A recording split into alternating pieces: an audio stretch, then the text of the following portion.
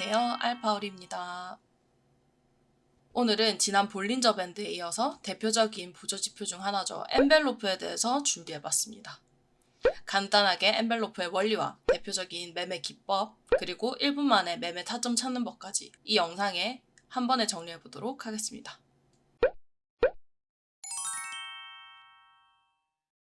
자, 그럼 엔벨로프가 뭔지 어원에 대해서 잠깐 설명을 드리자면 봉투입니다. 영어 단어 envelope, 봉투에서 가져온 건데요.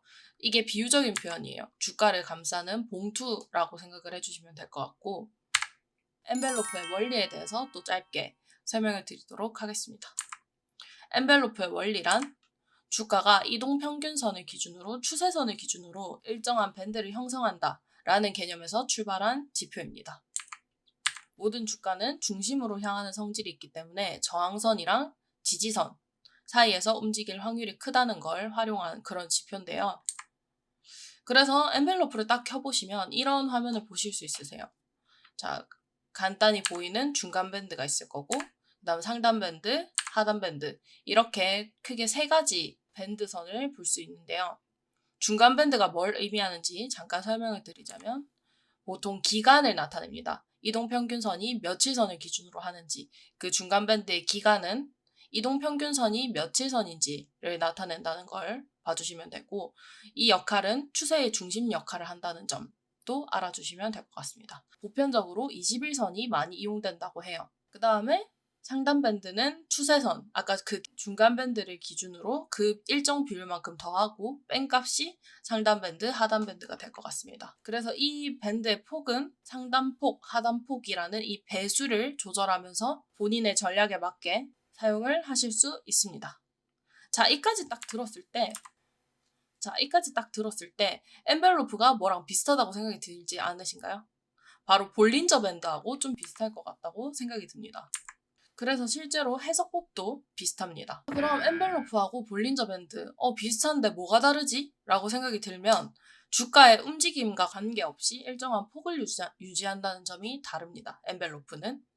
볼린저 밴드는 그 주가의 차이, 편차를 바탕으로 밴드를 설정을 하기 때문에 그 폭이 커지고 좁아지고 이런 게 있었다면 엔벨로프는 중앙 밴드를 기준으로 비율에 맞게 한 거기 때문에 일정한 폭을 유지한다는 점이 조금 다를 것 같습니다. 자, 그럼 엔벨로프의 장점 그리고 단점에 대해서 간단하게 설명을 드리자면 장점은 지지선이나 저항선의 위치를 파악하기가 쉽다는 겁니다. 그리고 아까 그 중앙 밴드를 보시면 아실 수 있겠지만 중앙 밴드, 상단 밴드, 하단 밴드가 같이 움직이죠. 그러니까 현재 주가 흐름이 어떻게 되고 있는지 파악하기가 쉽습니다. 이 말이 상승인지 하락인지 그 추세를 파악하기 쉽다는 그런 뜻이고요. 그럼 반면에 단점도 있겠죠. 단점은 주가가 엔벨로프를 돌파할지 여부를 알기가 어렵다는 겁니다. 이게 엔벨로프에 그냥 일반적으로 많이 쓰는 값 21선, 0.1배, 0.1배 이렇게 했을 때 개인이 이 엔벨로프를 쓰기에는 딱 엔벨로프만 놓고 보면은 이 매도 타점을 찾기가 쉽지가 않습니다. 왜냐하면 그 밴드까지 주가가 내려오고 올라가고 하지 않을 때가 많거든요. 그래서 우리는 이 엔벨로프의 원리를 알고 그걸 바탕으로 상단 밴드, 하단 밴드의 폭을 설정할 필요가 있다고 생각합니다. 물론 좀 더 고수님들께서는 중앙 밴드의 기간을 조절한다거나 뭐 다양한 다른 보조 지표를 섞어서 쓴다거나 본인들만의 노하우가 있는데 맨 처음에 엔벨로프를 접했을 때 좀 적응하고 실제로 이용하기 편하려면 저는 하단 상단 밴드의 폭을 조절하는 게 가장 쉬운 방법이라고 생각이 드는데요. 그래서 오늘 그것까지 한번 같이 정리를 해보도록 하겠습니다. 자, 엔벨로프의 대표적인 매매 기법에 대해서 설명을 드리도록 하겠습니다. 자, 첫 번째는 무난하고 보편적이고 많이 쓰이는 방법이에요. 상단이 저항선이고 하단이 지지선이라는 개념을 바탕으로 하고 있고요. 자, 매수 시그널이 언제 찍힌다? 하단 밴드. 즉, 저항선을 상향 돌파했을 때 그때 매수 시그널이 찍힌다. 그리고 매도는 상단 밴드, 저항선을 하향 돌파했을 때 매도를 때려야 된다. 이게 이제 일반적인 보편적인 엔벨로프 매매 기법 중에 하나인데요. 한번 예시를 들어보도록 하겠습니다. 윤석열 관련주로 유명했죠. 크라운 제가를 가지고 왔는데요. 일단 맨 처음에 봤을 때 눈에 제일 먼저 띄는 게 저는 매도 타이밍이 눈에 띄는 것 같아요. 아까 그 얘기를 듣고 나서 제일 먼저 보이는 게 이렇게 크게 뚫고 내려오는 그 타점이 눈에 잘 보이죠. 그게 이제 매도 타점이다라고 하는 것이 엔벨로프 첫 번째 방법이고요. 그리고 이제 매수 타점도 같은 원리로 찾을 수 있겠죠. 이 하단 밴드를 상향 돌파, 밑에서 위로 뚫고 올라갔을 때 매수 타이밍이다 라고 봤을 때 이렇게 두 지점이 매수 타점으로 찍힐 수가 있겠죠. 그리고 하이 리스크 하이 리턴 방법입니다. 돌파 매매 방법인데요. 자, 매수는 상승 추세일 때 상단 밴드 상향 돌파를 했을 때, 그리고 매도는 하락 추세일 때 하단 밴드를 하향 돌파했을 때. 아까 1번 방법이랑 정반대의 방법이라고 보시면 됩니다.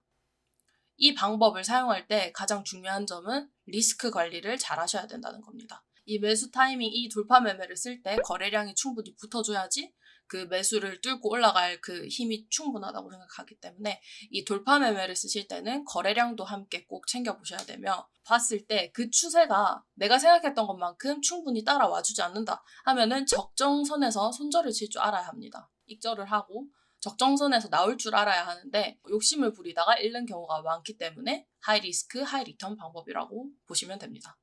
예를 한번 더 들어보면서 설명을 해드릴게요. 휴맥스 홀딩스라는 종목인데요. 이 거래량이 요 밑에 보시면 크게 따라와주면서 상단 밴드를 돌파를 했죠. 그러니까 이 지점이 매수 지점이다 라고 보시면 되고, 그 상승이 크게 한번 나온 뒤에 한 번 더 크게 나오는 그런 모습까지 보이고 있죠. 그래서 이게 엔벨로프의 돌파 매매, 매수 타이밍을 찾는 가장 대표적인 예시 중에 하나일 것 같고요. 거래량을 같이 보자, 그리고 상단 밴드를 돌파했느냐까지 보시면 될 것 같습니다. 그 다음 두 번째, 매도 타이밍은 이 돌파 매매로 어떻게 볼 수 있을까? 라고 생각을 하면 이 중앙 밴드의 추세를 보세요. 음의 기울기로 이렇게 떨어지고 있는 게 보입니다.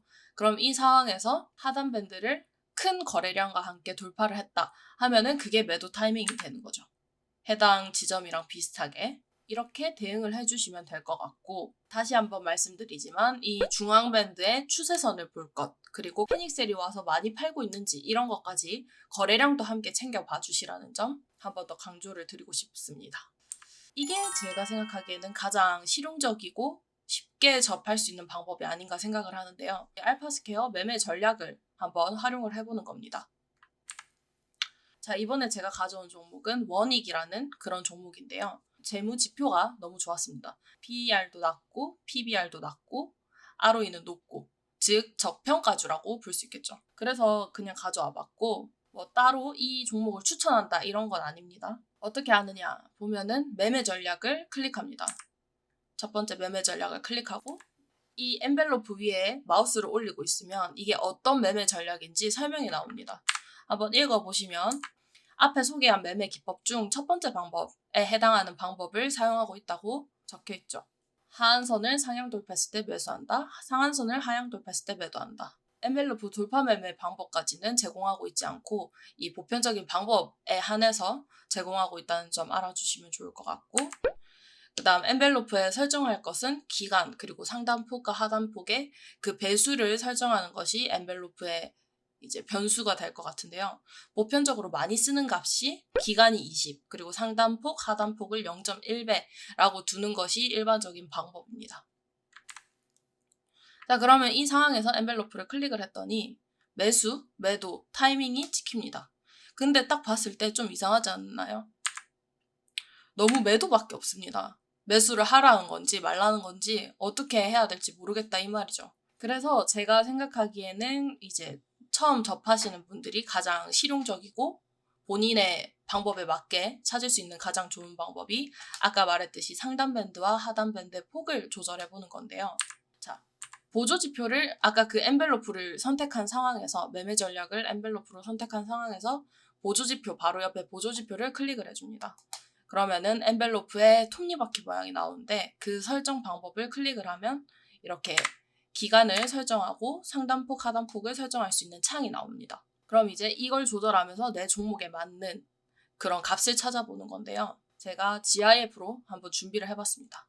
상단폭을 내리면은 매도 타이밍이 더 찍히고 하단폭을 내리니까 매수 타이밍이 더 찍히는 걸 볼 수 있죠.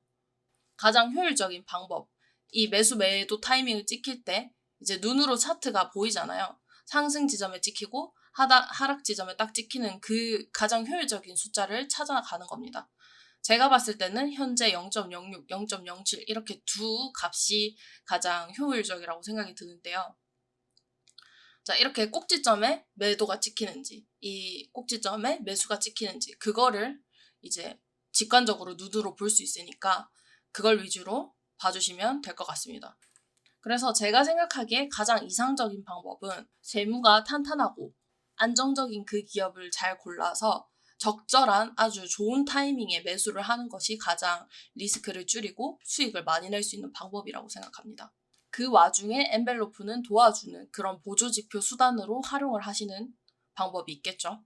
아까 말했듯이 상단폭, 하단폭에 가장 효율적인 위치를 찝어주는 그 배수를 기억을 하고 그거를 데일리로 이렇게 트래킹하다가 좋은 타점에 온다 하면 그때 사는 것이 가장 리스크는 줄이고 수익률은 크게 가져갈 수 있는 그런 방법이라고 설명을 드리고 싶고요.